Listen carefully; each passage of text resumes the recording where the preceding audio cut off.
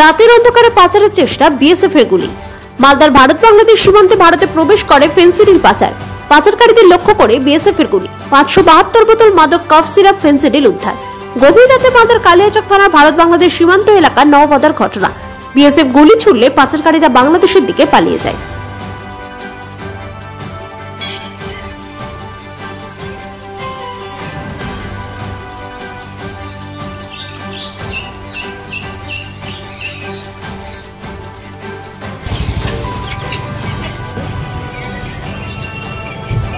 পাথর ছাড়াই প্রতিকার সম্ভব। মালদার প্রাচীনতম ভৃগু বংশ জ্যোতিষী পণ্ডিত এস শাস্ত্রী। দাম্পত্য সমস্যা, বিবাহে বাধা, ব্যবসায় অবনতি, পরীক্ষায় অকৃতকার্যতা, ভাগ্য গণনা, কোষ্ঠী বিচার, ঠিকুচি গোষ্ঠী এবং মৃত্যু ছাড়া সকল সমস্যার সমাধানের জন্য যোগাযোগ করুন জগদম্বা জ্যোতিষ কেন্দ্র, বিবেকানন্দ স্কুলের পাশে, মালদা।